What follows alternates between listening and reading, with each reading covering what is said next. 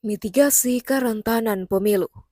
Pemilihan umum merupakan pilar utama dalam sistem demokrasi, menjadi medan bagi warga negara untuk menentukan perwakilan dan arah kebijakan negara. Pemilu 2024 di depan mata menjadi momen krusial dalam perjalanan demokrasi. Tetapi di tengah harapan akan suksesnya proses ini, perlu diakui bahwa kerawanan yang dapat mengancam integritas dan keabsahan pemilihan juga hadir. Dalam menghadapi pemilu 2024, pengelolaan dan mitigasi kerawanan menjadi esensial untuk menjamin keberhasilan dan kepercayaan masyarakat terhadap proses demokratis. Kerawanan tersebut dapat berasal dari berbagai faktor, mulai dari teknologi yang rentan terhadap manipulasi hingga potensi konflik politik yang dapat merusak kestabilan negara. Oleh karena itu, penanganan yang cermat dan strategis perlu diimplementasikan agar pemilu berlangsung dengan transparan, adil, dan bebas dari gangguan yang dapat mengunggah keraguan. Salah satu bentuk kerentanan menjelang dan pasca pemilu 2024 adalah potensi konflik horizontal. Potensi konflik horizontal pada tahun pemilu 2024 adalah salah satu aspek yang memerlukan perhatian serius karena dapat berdampak negatif terhadap stabilitas sosial dan politik di negeri ini. Konflik horizontal merujuk pada ketidakharmonisan atau ketegangan antar kelompok masyarakat, seringkali terkait dengan perbedaan identitas seperti etnis, agama, suku, atau orientasi politik. Berkaitan dengan itu, mitigasi terhadap kerentanan pemilu 2024 ini perlu dilakukan oleh semua pihak, baik penyelenggara pemilu, aparat keamanan, maupun masyarakat secara meluas. Bagaimanapun, kita semua berkepentingan agar proses demokrasi 5 tahunan ini dapat berjalan damai dan menjadi penentu bagi kehidupan kebangsaan di masa mendatang. Sesungguhnya kita memiliki pengalaman panjang mengenai kerentanan ini, mulai dari kesulitan yang dihadapi penyelenggara pemilu hingga tingkat bawah, sampai kepada merebaknya polarisasi masyarakat akibat dendam politik berkepanjangan. Antisipasi dini atau mitigasi perlu dilakukan sehingga kita dapat memastikan Indonesia akan terus bergerak sesuai koridornya, sesuai dengan konstitusi negara ini. Berkaca pada masa lalu, pemilu 2019 lalu merupakan salah satu kontestasi politik terpanas dalam sejarah kepemiluan di negeri ini. Efeknya berlangsung lama. Banyak orang yang tidak sempat move on. Pembelahan atau polarisasi sosial terjadi dalam rentang waktu yang cukup lama. Kebencian rasanya sulit untuk sirna. Dan ini sangat gamblang di berbagai media, termasuk media sosial. Ujaran kebencian merebak di mana-mana. Di saat masyarakat tengah asik masuk dengan dendam lama, elit-elit kita yang ikut dalam kontestasi 2019 lalu tiba-tiba bergandengan tangan, berjalan seiring mesra. Sebagian masyarakat kita shock, seakan-akan dendam itu tidak boleh diresolusi, tidak boleh diobati. Ada sebagian masyarakat kita yang ingin terus memelihara dendam itu. Dendam telah menjadi identitas sebagian masyarakat kita. Di tingkat atas, elit-elit kita berpelukan mesra, sementara di tingkat grassroots masih larut dalam masalah lama yang sama. Efek sosial kontestasi di masa lalu telah berakibat fatal bagi kehidupan masyarakat kita. Betapa tidak, sebagian masyarakat tidak lagi memandang keluhuran budi sebagai suatu urgen dalam kehidupan.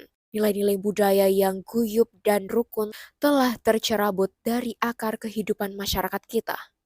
Pengalaman masa lalu itu merupakan cerminan kondisi masyarakat yang sesungguhnya tidak siap berbeda. Dan ini sesungguhnya memberikan pelajaran berharga bagi kita untuk lebih bijak merespon setiap persoalan. Memandang segala sesuatu bukan dari sudut pandang pribadi, merekonstruksi cara pandangan kita di dalam melihat berbagai ketegangan di tengah-tengah masyarakat yang sedang berubah dan menghadapi setiap pesta 5 tahunan itu. Tahun 2019 merupakan sebuah cerminan untuk kembali melihat diri kita, kesiapan kita menghadapi Februari 2024 mendatang. bahwa peristiwa mendatang mendorong kita untuk lebih mawas diri, seraya pada saat bersamaan tetap berpegang teguh kepada nilai-nilai keluhuran, guyub, dan harmoni. Paling penting, kita dapat secara cerdas memandang kontestasi 5 tahunan itu sebagai benar-benar sebuah pesta dan kegembiraan bagi semua orang. Dalam kondisi semacam ini, masyarakat kita diberikan pembelajaran penting bahwa perbedaan cara pandang, pilihan-pilihan, dan orientasi kehidupan itu sebagai sesuatu yang alamiah dan wajar saja. Bahkan memandang perbedaan-perbedaan itu sebagai cara Tuhan mengajarkan kita kematangan mental, memaknai perbedaan sebagai sebuah keindahan, dan pada akhirnya mengakui bahwa memang kita berbeda dan tidak boleh disama-samakan. Masyarakat kita perlu menyadari bahwa perbedaan-perbedaan itu sebagai fitrah manusia. Karena itu, tidak ada alasan lagi untuk memaksakan keinginan dan merasa paling benar, sehingga menuntut orang lain untuk mengikuti pilihan politiknya. Begitu juga sangat tidak bijak bila akibat keinginannya itu tidak terwujud sampai memutus tali silaturahmi, entah dengan saudara, tetangga, maupun teman. Mari kita renungkan bersama. Kira-kira lebih intens manakah berinteraksi dengan sanak saudara dan tetangga atau orang-orang yang sama pilihan politik? Dengan kultur dan karakter sosial orang Indonesia yang suka berkumpul dan bersosialisasi yang didukung oleh berbagai tradisi keagamaan dan kebudayaan, tentu saja berinteraksi lebih intens dengan keluarga dan tetangga. Umat Islam dan mitigasi. Sebagai masyarakat mayoritas pemeluk agama Islam, bagaimanapun kontestasi itu paling dirasakan dampaknya oleh umat Islam. Sehingga umat Islam diharapkan perannya di dalam proses mitigasi sebagai kerawanan pemilu mendatang.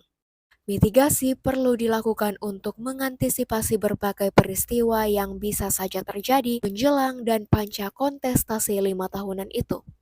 Ada banyak upaya yang dapat dilakukan umat Islam, antara lain mempererat tali silaturahmi di antara anak-anak bangsa secara keseluruhan. Silaturahmi sangat diperlukan sebagai upaya untuk menciptakan sebuah tatanan masyarakat yang rukun, guyub, dan akur.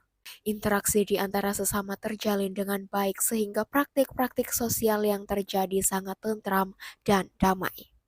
Seraya pada saat bersamaan, umat Islam perlu bersama-sama menyadari bahwa memutus tali silaturahmi itu akan berdampak sangat luas bagi kehidupan di dunia maupun di akhirat.